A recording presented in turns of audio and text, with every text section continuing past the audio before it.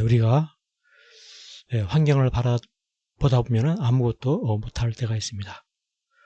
늘 어려운 환경 항상 있기 마련이죠.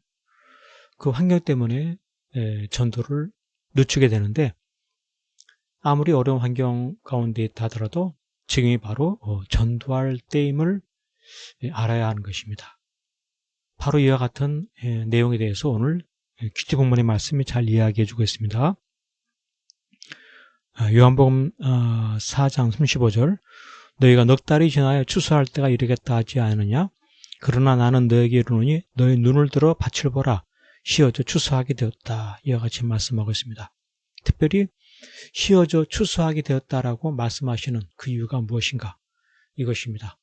추수 때는 앞으로 넉 달이 더 있어야 오게 되는데, 어떻게 지금 씌어져 추수하게 되었다라고 이와 같이 말씀하시는가 하는 거죠.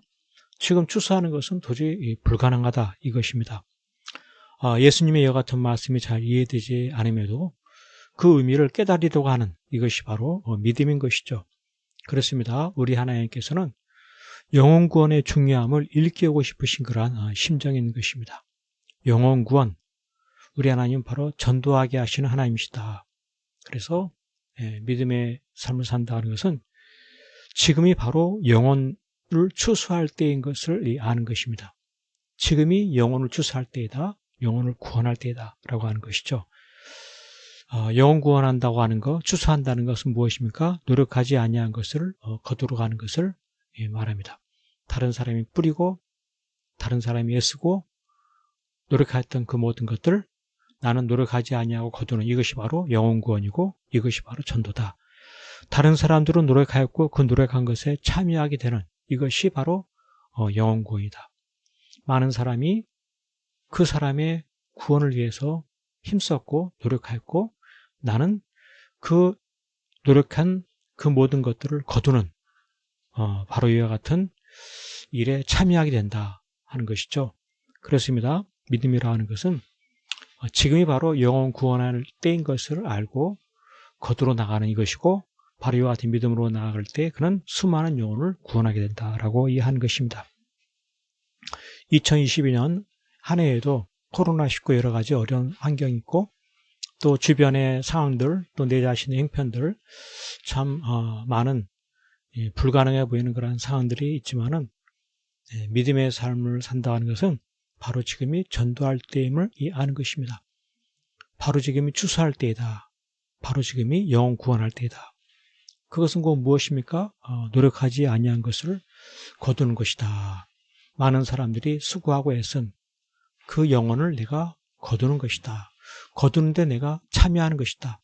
그것은 내가 힘과 능력으로 하는 것이 아니라 많은 사람들이 애쓴 것들을 나는 그냥 거둔다라고 이해하는 것이죠. 이와 같은 일을 가능케 하는 일이 무엇입니까? 내 자신이 경건의 삶을 힘쓰는 것입니다. 말씀과 기도와 거룩한 삶, 이와 같은 경건의 삶을 힘쓰는 바로 이와 같은 내 자신이 되어야 하는 것이죠. 그래서 이와 같은 삶을 통하여서 하게 되는 것이 바로 무엇입니까? 지금 바로 영혼을 구원하는 이와 같은 일을 이루게 되는 것입니다. 그렇습니다. 영혼 구원은 환경이 좋아져서 하는 것이 아닙니다. 영혼 구원은 나쁜 환경 속에서도 할 수가 있는 것입니다. 어떻게 하면 할 수 있습니까? 내가 경건한 삶을 살고 있고 내가 깨어 지내야 한다라고 이해하는 것입니다.